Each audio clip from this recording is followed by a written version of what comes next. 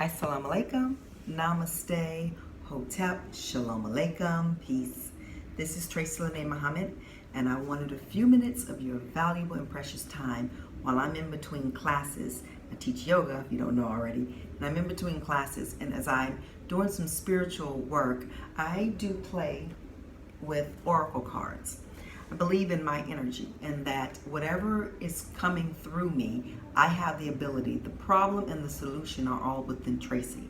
So I use the energy of the oracle cards to ask questions, to breathe, to sit still, taking deep breaths in and out, and then shuffling the cards. And every time, not once or twice, but every time, the solution is in that card.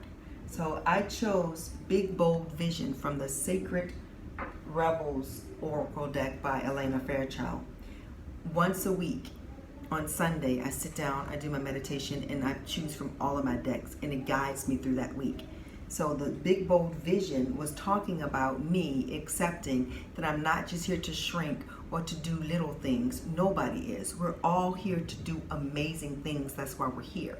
But oftentimes we allow circumstances or people to make us belittle ourselves.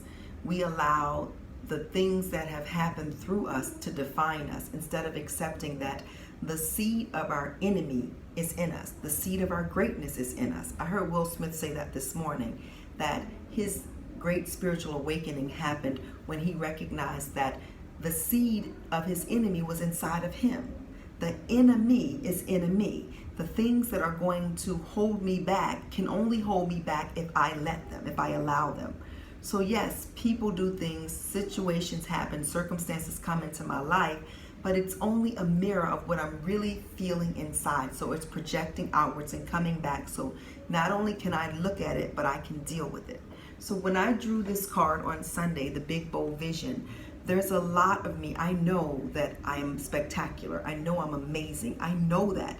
But there are things in my life that are making me think, well, you're so spectacular. Why is it happening like this? Why is this going on? And it's because there's a lesson in it for me. But the Big Bold Vision just is telling me, be patient, trust yourself, believe in yourself, use your own intuition. From a little girl, I've never needed anybody to tell me what to do. But I would do what they told me to do because I was taught, like most of us, that if you don't listen to other people, you're just arrogant, you're hard-headed. But we come with our own internal compass. I came into religion because I love the universe. I love God. I love the whole process of knowing that I am a spiritual being having a human experience. But I let other people tell me how to have that experience. And I was dying inside, following everybody else's way. Yes, there were many amazing things on those journeys through Christianity and Islam that I picked up that I will carry with me forever in my heart. As a yogi, there's a lot that I've grown and I know. And I can use all of them, and they all tie together. If we really stopped thinking that our way is the only way and that 8 billion people have to follow the way we've chosen to follow, we'd see that we're all united. So when I recognized that I really can guide myself, I had to have a really big situation come in my life where I was too embarrassed to tell anybody else about it. So I had to rely on Tracy.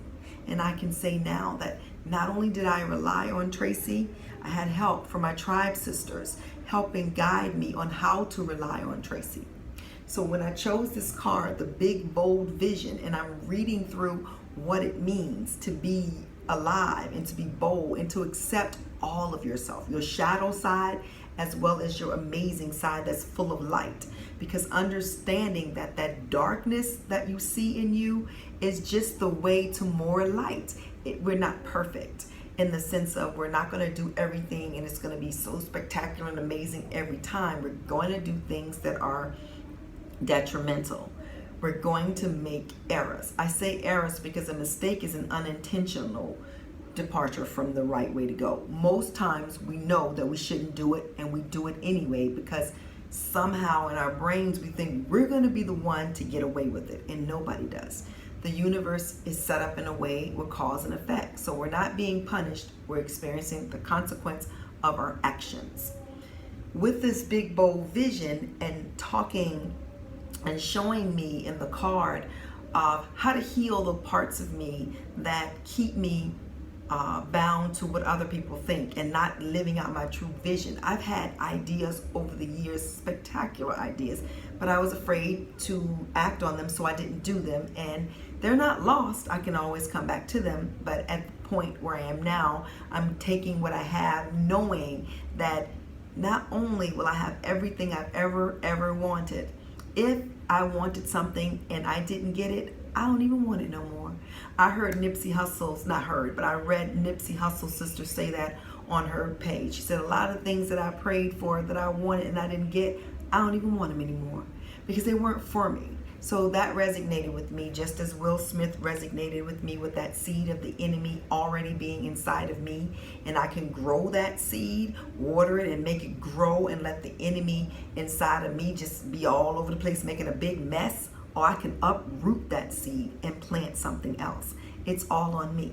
So the big, bold vision I have is to live this time that I have on this planet showing up in a way that if I die tomorrow, because the one thing I do know about life is I'm not getting out of it alive, not in the person of Tracy. The spirit will live on, but this flesh, it's got an expiration date. So with that, every person I meet, I want to leave them with the impression that they just met God. Because I'm God, you're God, we're all gods. It says it in the book, children of the Most High God.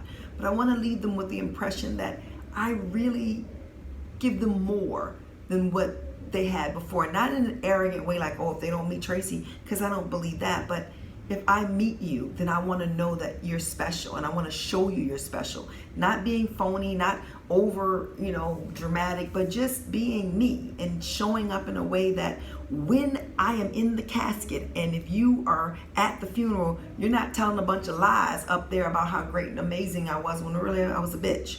I want you to be able to be honest and say, she really showed up. She was kind. If she did something she shouldn't have done, if her ego jumped ahead of her, she immediately got back to the spiritual side and apologized.